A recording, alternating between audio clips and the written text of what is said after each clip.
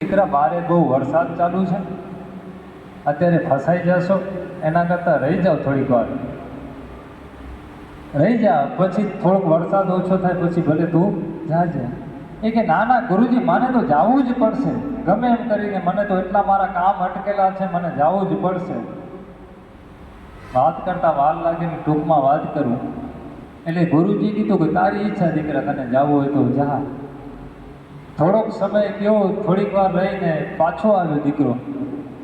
એ શિષ્ય પાછો આવે તો એને ગુરુજી કીધું કે દીકરા, તને તો ઘણું બધું કામ હતું, તારા કંઈક કામ અટકી ગયા હતા અને પાછો કેમ આવ્યો? એ કે ગુરુજી કાંઈ નહીં, અહીંયાથી હું આગળ ગયો ને એટલે ગધેડો ભોગતો હતો, ગધેડો ભોગતો હતો ને એટલે અપશુકન થયા ને એટલે હું પાછો આવ્યો. ત્યારે ગુરુજી કીધું કે ગુરુ કી નહીં સુનતા છે કે ગધે કી સુનતા હે. આ ગુરુજી કઈ થાકી ગયા કે ભાઈ રોકાઈ જાઓ, પણ ન રોકાણા, પણ ગધેડાનું સાંભળીને આપણે બધા આજે આપણા સનાતન ધર્મના બધા ગ્રંથો, આપણા પુરાણો, અને આજે વ્યાસ પૂર્ણિમા કહેવાય. વેદ વ્યાસજી આપણા માટે 18 પુરાણોની રચના કરી. તમારો પ્રશ્ન શું છે? તમારું જે પ્રશ્ન હોય એના પ્રમાણે પુરાણ છે. તમને મોક્ષ જોઈએ છે, તમને જીવન જીવવો છે, શીખવો છે, ભાઈઓ સાથે કેમ રહેવું એ શીખવું છે, તો દરેક ગ્રંથ એ આપણા 18 પુરાણો છે. પણ આપણે રાખી દીધા બધા અભેરાઈએ, કપડામાં બાંધીને રાખી દીધા.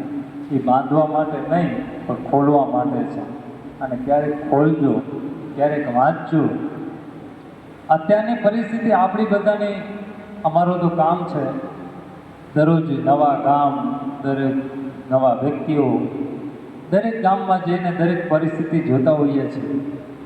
અને અહીંયા તો વડીલો બેઠા છે ને મને આનંદ થાય કે એક સમય એવો હતો કે આપણા વડીલો છે ને એકબીજાને હાથ પકડવામાં માનતા. ભાઈ નબળો છે, હાલ તને હું કરી દઈશ, તારું આમ કરી દઈશ. પણ આજે એ નહીં ભાઈ, પરિસ્થિતિ કેવી આવી ગઈ કે એ નહીં ભાઈ, જે હાથ પકડતા ને આજે પગ પકડવાવાળા થઈ ગયા છે. થોડાક ઊંચા થશો એટલે પગ પકડશે. અને એનામાંથી જો બચવું હોય ને તો એક જ છે ભગવાનનું ભજન, એક જ કામ છે હરિનું નામ. તમને જે મજા આવે, આનંદ આવે એ કરો. તમને મજા આવે તો ઉમિયામાનું નામ લ્યો, તમને મજા આવે તો નારાયણનો લ્યો, તમને મજા આવે તો હનુમાનજીનો લ્યો, તમને જે યોગ્ય લાગે, તમને જે ગમે એ નામ લ્યો, પણ નામ લ્યો. અને નામ એ ધન છે ને, એની કોઈ ચોરી નહીં કરી શકે. અને નામ જ તમારું બેડો પાર કરશે, નામ જ તમારું કલ્યાણ કરશે.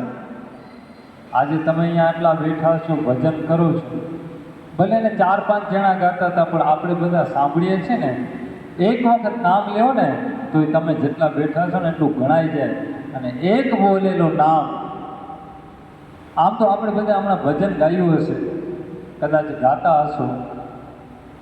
એક ભજન છે, વીજળીના ચમકારે મોતીડા પૂરો પાનબાઈ, અચાનક અંધારા થશે. આજે કાંઈ મારે વિશેષ નથી બોલવું, બાકી તો કથાકાર છું, કર્મકાંડ મંડળનો પ્રમુખ છું, કદાચ બોલો તો 4 કલાક બોલી દઈએ, પણ કંઈ ચિંતા નહીં કરતા, અડધો કલાક જ છે. 10-15 મિનિટ તમારી લઈશ, પણ તમે મને 10-15 મિનિટ આપીને એ પણ મારા માટે ઘણું છે.